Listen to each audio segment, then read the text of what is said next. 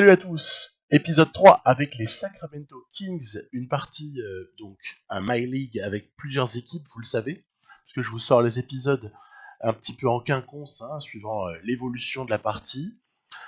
Et là, on se pose clairement la question de savoir qui est le patron. Du côté des Kings, vous aviez répondu au sondage, majoritairement c'était Fox, mais pas que, il y avait qui pensaient que c'était partagé aussi le leadership avec Bagley.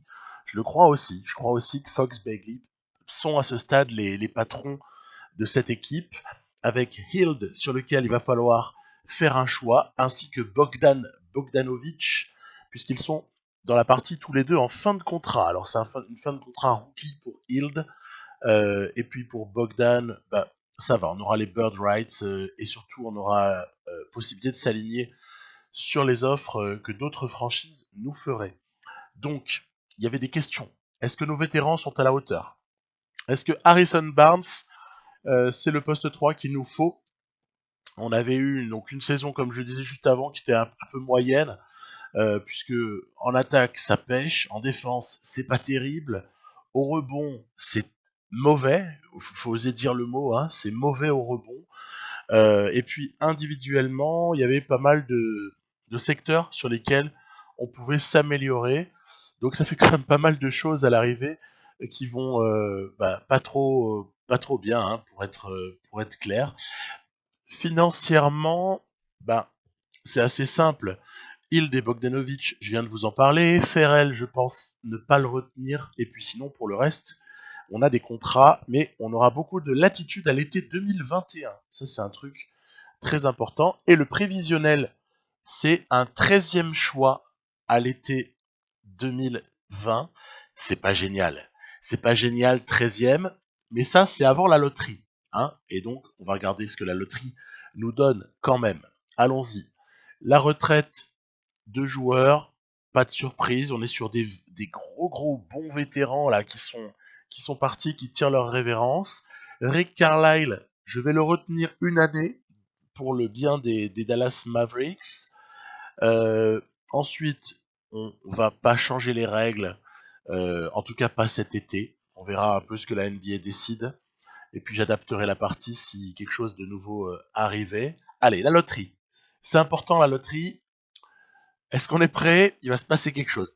Il va se passer un truc à la loterie. On va pas être 13e. Je vous le dis tout de suite, on va pas être 13e. On va hériter du 2e choix du premier tour à la draft 2020. Miracle total. Miracle encore plus fort que les Pelicans ou les Lakers. Enfin, c'est quand même pas mal de passer de 13e à 2e choix. Donc on se pourlèche les babines de ce qui va suivre. Alors par contre, il faut gérer la question du staff avec un préparateur physique que je prends de qualité correcte, puisque ça peut conditionner les blessures, mais aussi la qualité de l'entraînement, les progrès des joueurs, et aussi le nombre de camps d'entraînement. Donc il y a pas mal d'incidences. Pour le recruteur et le directeur financier, je veux dire, c'est moins grave dans le My League, c'est moins grave sur NBA 2K tout court, que le préparateur physique ou le coach, voire le coach adjoint en fait. Donc voilà, donc le cadeau du ciel, c'est ce 2e choix. Et puis on a quand même une flopée de choix au 2e tour, dont le premier choix du 2e tour aussi. Bon, les Washington Wizards vont drafter Cole Anthony, le meneur de North Carolina. Et nous, qu'allons-nous faire?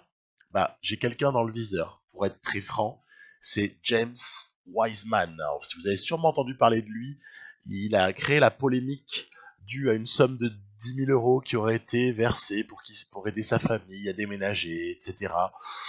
Bon, nous, on s'en fiche, on le prend. Dans la foulée, le Heat va recruter un ailier fort assez prometteur, Achiuwa. Donc voilà, Anthony Edwards va rejoindre la pépinière des Memphis Grizzlies. Donc là, il commence à avoir une jolie collection, les Grizz. Il va falloir commencer à nous montrer autre chose dans la partie. R.J. Hampton, un très bon meneur qui va rejoindre les Dallas Mavericks, qui ont terminé très mal cette saison, c'est assez surprenant.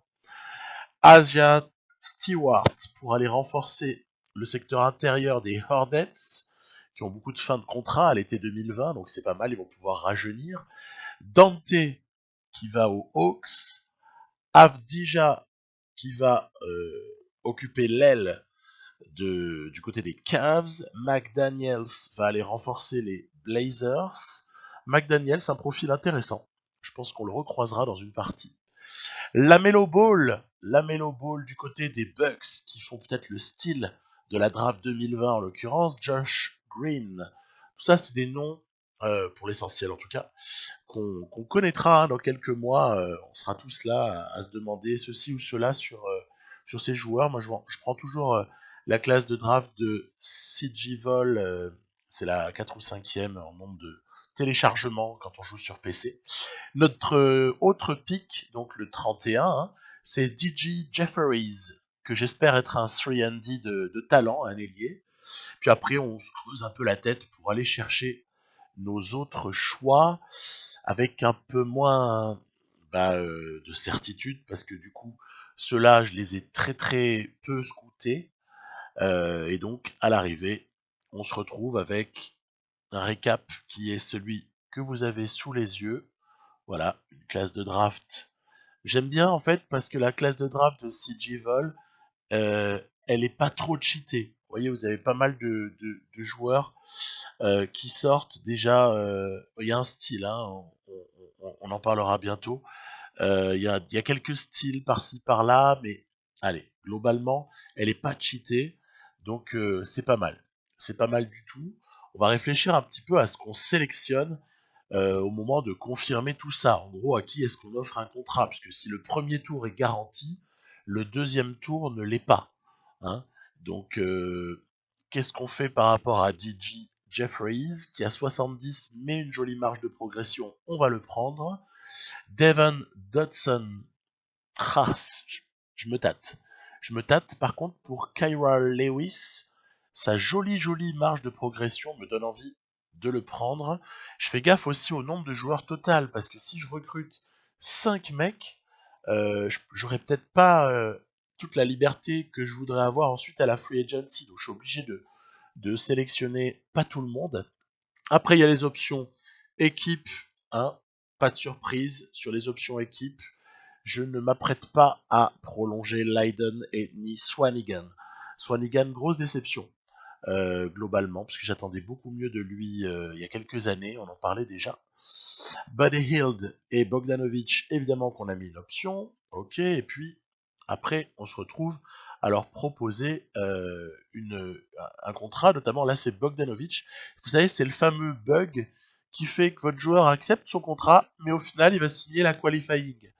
Et donc c'est dommage, parce que du coup on a Bogdanovic qui n'est que pour une année garantie chez nous. Ça obligera à sûrement le reprolonger l'année qui suivra, parce que moi j'ai envie de le garder, je suis assez fan de ce joueur, Bogdanovic, c'est vraiment le mec qui me fait cliquer sur le League Pass. Enfin, aux Kings, il y en a pas mal qui sont intéressants, hein, mais Bogdanovic, c'est quand même de la super graine. Buddy Hield, évidemment, hérite d'une prolongue. Hein. J'allais quand même pas laisser partir Hield. Donc là aussi, vous aviez voté majoritairement pour au moins Buddy Hield, voire même les deux. Je suis complètement d'accord. Et puis après, bah oui, forcément, on a bouclé notre mercato, puisqu'on n'a plus rien, on n'a plus de possibilité de recruter d'autres joueurs, on est plein. Et donc, il n'y a plus qu'à regarder un peu comment chacun a pu progresser. Et c'est là qu'on a quand même une grosse déception, c'est Buddy Hield, puisqu'il a régressé. Punaise, les blessures, la longue blessure qu'il a subie aura été fatidique. Par contre, Justin James a bien progressé. Et Ariza, comme souvent dans NBA 2K, régresse assez rapidement. Il a un âge de déclin. J'ai pas voulu aller le modifier pour pas tricher. Voilà. Et puis ensuite, du côté des intérieurs, en tout cas Jeffries et les intérieurs, on a donc confirmation du potentiel de Jeffries. Bagley a progressé correctement. Attention à Harry Giles qui va poser des questions pour la suite, puisqu'il peut nous donner un peu mal à la tête pour ce qui est de savoir quoi faire, puisqu'on a finalement trois intérieurs avec Holmes, Giles et Deadman qui ont des compétences, allez, on va dire assez proches, même si Deadman est plus protecteur, mais les autres sont peut-être meilleurs rebondeurs, bref, pas évident. Pas évident du tout, ça nous fait un roster pour l'année qui va suivre, composé de Joseph et évidemment Fox au poste 1, Hild est tout seul au poste 2, mais c'est un leurre, puisqu'en fait j'ai plusieurs ailiers. J'ai plusieurs ailiers et dont un certain nombre, et là on va du coup faire passer Bogdanovic en arrière, quitte à lui faire un petit peu perdre de l'overall. Voilà, donc déjà, ma rotation au poste 2, il y a zéro souci avec ces deux-là, puisque Bogdanovic aura aussi des minutes au poste 3. Harrison Barnes, évidemment, mais je compte aussi donner des minutes à James, probablement, parce que son côté shooter me plaît. On verra ça un petit peu plus loin dans l'épisode. Bagley est incontestable. Bjelica mérite des minutes en sortie de banc. Wiseman, deuxième choix de draft, doit être essayé, doit avoir des minutes. Et puis pour le reste, on donnera ce qu'on peut aux uns et aux autres, sachant que Giles peut un petit peu jouer au poste 4, ce qui peut nous arranger au moment du partage des minutes. Les camps d'entraînement, je n'ai pas voulu tricher. Je n'ai pas voulu me servir du potentiel inexploité, qui est une forme de cheat de la partie. Donc, j'ai choisi, eh bien évidemment, vu qu'il avait régressé physiquement suite à sa blessure, j'ai choisi les qualités athlétiques. Très logique pour Buddy Hield. Et j'ai fait le même choix pour Bogdanovic, pour qu'il existe encore un petit peu plus dans cette ligue, puisqu'on sait à quel point le côté athlétique est quand même prépondérant en NBA et surtout sur NBA 2K. On passe, ça y est, terminé l'intersaison. On va donc préparer maintenant la saison qui suit avec l'installation d'une rotation avancée comme d'habitude. Wiseman démarre titulaire et puis après c'est le partage. C'est le partage avec de grosses minutes aussi pour De'Aaron Fox. Je me retrouverai, vous avez vu, je mets des minutes partagées aux uns et aux autres au poste 4 et 5. Je veux donner sa chance à Holmes. Je démarre la saison en ne faisant pas jouer Deadman. C'est un choix, c'est un risque. J'essaye Buddy Hield quelques minutes au poste 1. Après tout, je l'ai encore vu il n'y a pas longtemps jouer poste 1 par séquence et ça se passe pas mal, même si après Bogdanovic a beaucoup de playmaking, IRL, et se retrouve pas mal avec le ballon en main à la création en l'absence de De'Aaron Fox, puisqu'on a des Kings qui se comportent bien en fait après un départ catastrophique à 0 et 5. Ils se comportent pas mal du tout, donc tout ce qu'on voit est intéressant. Et ça me donne parfois des petites idées de choses à essayer. Ensuite, les petites préférences, vous voyez, comme d'habitude, on doit paramétrer de ci, de là des petites choses. On va regarder quel est le système qui pourrait nous convenir. On va tenter le 7 seconds. Voilà, on va le tenter. Après tout, il aime vitesse et espace, Walton. Donc, on n'est pas on n'est pas aux antipodes, avec du 7 secondes. Ok, premier match du côté des Suns de Phoenix. Une équipe, pour le coup, c'est vraiment une équipe qui est notre rivale par rapport à une éventuelle place en play-off à laquelle on pourrait espérer prétendre, surtout avec la chance qu'on a eue.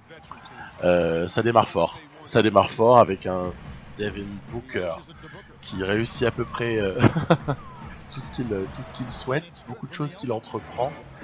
Donc on prend un éclat assez vite. Puis surtout qu'après en défense, en attaque, j'ai aussi du mal dans le même temps à exécuter. Si on est encore à 0, c'est que c'est pas super net du côté de la défense. Wiseman possède un shoot à 3 points. D'accord, en pick and pop, il peut l'utiliser. On est toujours un peu en berne au niveau de l'adresse, qui donne lieu au pire de ce qu'on peut vivre, d'ailleurs dans les deux sens, dans tout cas, parce que quand vous êtes maladroit, vous prenez des contre-attaques, et au contraire, quand vous êtes adroit, ça facilite votre défense à ce jeu. Et si vous arrachez des stops, bah, c'est des points faciles en contre-attaque, c'est vous qui les marquez. On a un mauvais début de match en fait, hein, c'est très clair. C'est un mauvais début de match là pour les Kings. Et progressivement, on va essayer de remonter dans ce match pour essayer de se donner une chance à la fin. En plus, il y a pas mal d'insolence quand Saric reprend le rebond. Heureusement qu'on a contré 2 fois sur cette action. Harrison Barnes en catch and shoot. C'est bon, ça permet de recoller. On est en train de se rapprocher là. On est en train de se rapprocher surtout dans la mesure où Bogdanovic nous fait même carrément passer devant avant la fin du 4e quart-temps. Donc on est complètement dans le match, il n'y a pas de problème là. Tyler Johnson oh là là, c'était à pleurer cette action là, le manque de réactivité et l'impuissance de Bogdanovic. C'est comme là le boulevard, vous voyez, c'est des choses qui n'arrivent pas avec les autres équipes et qui pourtant là vraiment font super mal. Et donc ben voilà, hein, on est sur une fin de match très serré, on arrache le stop, très bien, on arrache le stop, on va pouvoir contester, eh bien non, égalisation de Devin Booker, qui est plus que jamais clutch, derrière Buddy Hield en berne dans ce match, il a été en perdition, il n'a rien réussi, qui réussit un de ses seuls shoots du match pour nous faire passer devant, derrière, jolie contestation de la défense. Allez, il faut s'appliquer, si on arrive à exécuter une fois, ça pourrait nous permettre de l'emporter. Et je fais n'importe quoi sur la contre-attaque, c'était affreux. Complètement affreux. Ce qui du coup occasionne un 2+1 de Dario Saric sur un joli pick and roll. En tout cas, un joli service de Devin Booker. Bon. On est donc un point derrière. Qu'est-ce qu'on va bien pouvoir faire pour s'en sortir? Bah la Fox, parce que Fox, il a des méga coucougnettes Fox. Il a vraiment pas peur. Il y va tout seul. Et bam, voilà. Il reste plus que 2 secondes 8. Il n'y a plus qu'à défendre le shoot. Longue distance. Et on s'impose d'1 point. C'est quasiment un hold-up. C'est un hold-up ce match. On aura réagi d'accord en deuxième mi-temps et ça aurait été mieux défensivement, mais ça aurait été vraiment difficile. Je suis pas super fier de la manière dont j'ai joué et heureusement qu'on a été chercher de l'adresse près du cercle parce que franchement, le reste c'était à pleurer. Ouais, les pourcentages de Hield et Bogdanovic là, 2 sur 12, 4 sur 21 en extrapolé, ça donne envie de pleurer. Et ce qui donne un peu aussi envie de pleurer, c'est que dès le deuxième match, se retrouver face à une autre de mes équipes. Du coup, voilà. Hein, on a aperçu les 5 majeurs de chacune de ces deux équipes. Donc, on va affronter les Nuggets. Les Nuggets de Jamal Murray et Niko Jokic. J'ai pris la manette, évidemment, avec les Kings. Logique, hein. Pourquoi ? Parce que ça jouait à domicile, tout simplement. Et je prends toujours dans ces cas-là l'équipe qui joue à domicile quand j'ai une opposition entre mes deux équipes. Donc, on a cette fois-ci, dès le départ, de la réussite au shoot extérieur. C'est pas dommage. Mais ce qui serait pas mal aussi, c'est que Jokic arrête de tricher et qu'il arrête d'avoir tous les rebonds. Parce que c'est un véritable aimant à rebond, Niko Jokic, là, je suis assez choqué du nombre de situations dans lesquelles je me suis fait voler le ballon. Allez, on a quand même pas mal, on est pas mal, on a plus 5 à la mi-temps, hein. Plus 5 sur ce joli shoot de Bogdanovic. Regardez, il y a encore aussi la réussite externe là pour Buddy Hield. Un petit hand-off pour Fox. Ah, voilà, à qui Bagley a délicatement passé le ballon. On a, je vous dis, hein, une réussite externe dans ce match, elle était au rendez-vous. Hein, c'était pas du tout comme ce qu'on avait pu voir dans le premier match du côté de Phoenix. Justin James, peut-être celui-là était un peu forcé. Le shoot, c'est dommage, on se fait encore piquer les rebonds. C'est encore un truc qu'on avait remarqué. J'espérais qu'avec Wiseman, plus de minutes à Richard Holmes, peut-être que le rebond s'améliorerait, c'est sur la durée. Hein. On verra ça, de toute façon, c'est pas sur 2 matchs. Mais donc, bah oui, on foire un peu on foire la fin de match, hein, avec comme ça un ballon perdu par-ci, un petit shoot raté. Regardez, celui-là était important parce qu'il aurait permis de revenir à -1. Et on va se retrouver avec une défaite. Voilà, une défaite contre les Nuggets. Bon, après, Nuggets, ça joue le haut de la conférence Ouest. Donc il n'y a pas non plus de quoi pleurer. Mais voilà, bon, c'est intéressant parce que Wiseman, Fox, Bagley, c'est vraiment très fort. Barnes, Bogdanovic, Hield, c'est pas mal. Mais peut-être que derrière, je manque encore de facilité à jouer avec les uns et les autres. Bon, allez, il faut continuer un peu à expérimenter. Là, cette fois-ci, l'adversaire, c'est le Thunder. Le Thunder avec, évidemment, son franchise player, Shai Gilgeous-Alexander. Thunder qui a peu évolué au final à l'intersaison. Hein. On en parlera dans d'autres épisodes puisqu'il y aura des petites interactions avec ce Thunder OKC en reconstruction. On arrive à claquer de bonnes actions, hein. C'est assez sympa en début de match. En plus, on a parfois l'adresse au shoot pour Hield, Bogdanovic alternativement. Hein. Donc surtout Bogdanovic, je trouve que je l'ai un petit peu mis en main. Je suis dans le dur avec Buddy Hield ces temps-ci. Du mal à avoir de la régularité au shoot avec lui. Et alors par contre, Bogdanovic il régale. Scoring, passe, bref, il nous fait la totale. De'Aaron Fox mène la vie dure à Dennis Schroeder, ok. Et on a plutôt une jolie avance dans ce match que je vous avoue, pour une fois, j'ai joué peut-être à partir du moment où je menais là, assez, allez, facilement on va dire. Je l'ai joué un peu en dilettante par rapport à d'autres jolis, le buzzer beater du troisième quart de Fox. Hein. J'ai joué un peu en dilettante parce que j'avais pas mal d'avance et que commence à avoir un petit peu l'habitude de matchs difficiles de temps en temps. Justin James, yes, c'est swish pour Justin James. Le plaisir, ce petit jeune me plaît. Ce petit jeune là, j'ai envie de lui donner du temps.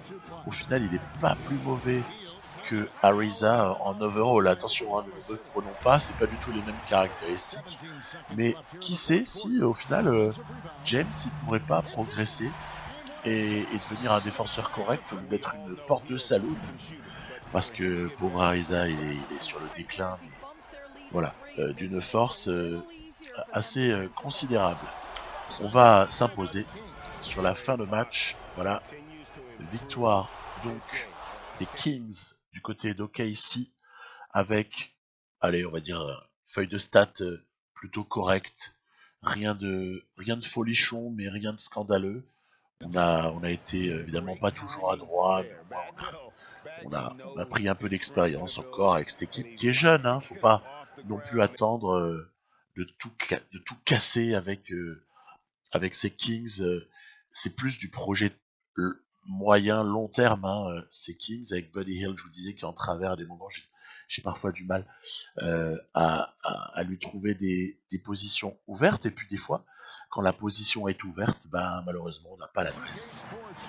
C'est comme ça, mais je suis sûr que ça va aller très très bien sur la durée. Hein. C'est pas des petits échantillons de matchs comme ça ne veut pas dire non plus grand chose. On affronte Utah.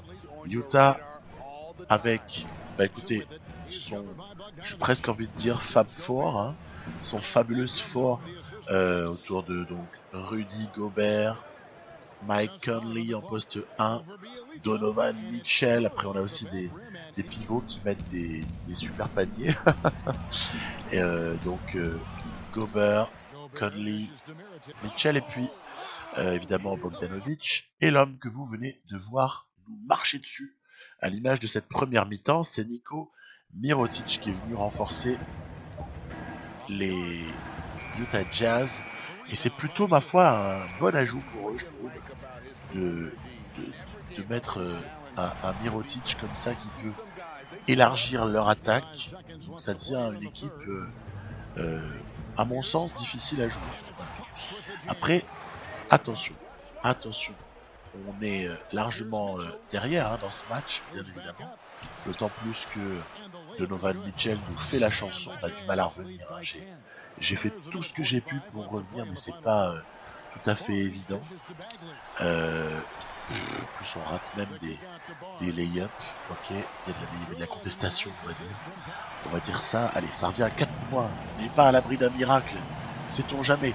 Sait-on jamais. On arrache un stop, on prend le rebond, et peut-être tout peut changer, parce qu'on avait aussi été en grosse disette. Yes, le 2 plus 1 de Harrison Barnes. On avait été en disette de rebond aussi. Il y avait un gober stratosphérique qui nous piquait tout ce qu'il pouvait comme rebond. C'était assez... c'était limite insupportable, hein, pour pas dire autre chose. Voilà. Et regardez-moi ça. Il est pas énorme, le Rudy. Mais heureusement, là, il a raté la remise dans le panier. Et on va passer devant à moins d'une minute de la fin. C'est improbable. Derrière, l'IA fait une grosse bêtise. Retour en zone sur la remise en jeu. Waouh. Je profite donc ensuite d'un petit écran posé pour aller terminer au cercle assez facilement par Fox. Un nouveau stop défensif. Plus tard, ça va être... Hop là, Wiseman qui vient nous mettre quasiment à l'abri.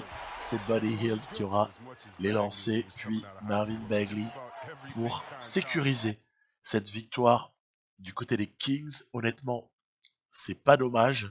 C'est pas dommage. On est plutôt content de la prendre, celle-là, j'avoue. Donc, à partir de là, qu'est-ce qu'on peut tirer comme bilan à ce stade? Ben, on a eu beaucoup de chance. Et on s'est retrouvé avec un deuxième pick alors qu'on ne devait pas l'avoir. Et c'est vrai que ça peut changer l'avenir de cette équipe, mais ça prendra quand même encore du temps. Je vais ensuite simuler pas mal. Je vais simuler. Je démarre la simulation un peu en cette fin d'épisode et puis on continuera au début de celui qui suivra. Donc une victoire contre le Thunder après une défaite à Washington. Et Washington s'est renforcé, hein. On l'a évoqué, hein, avec Cole Anthony notamment. Une défaite, oui, du côté des Nets. En plus, ça s'enchaîne avec un match du côté de Philadelphie. C'est quand même pas l'endroit le plus facile en NBA pour aller se refaire la cerise. Ben oui, c'est une défaite. Donc 4 victoires, 4 défaites à ce stade. On va s'arrêter là au niveau de l'avancée du calendrier. Vous voyez que par ordre de minutes décroissante, la production par exemple de Buddy Hield et de Harrison Barnes n'est pas folle. Celle de Bogdanovic non plus. Il y a un pourcentage notamment au tir qui est un petit peu affreux pour les deux. Et puis au bout du banc, Ariza James, je crois peut-être en un salut par Justin James. Mais c'est vrai que bon, c'est pas la folle ambiance. Il faut un peu continuer, hein, ça ira probablement mieux après. C'est pas la folle ambiance pour ce qui est de re-signer, etc. sur certains de nos joueurs. Heureusement, allez, on va se dire, si ça se passe mal, on a un premier tour. On peut le trader aussi pour un petit peu améliorer le roster, mais je pense pas qu'il faille se précipiter. Il faut plus être patient avec cette équipe. Voilà. À suivre. Je vous dis à plus et ben voilà. Bye bye.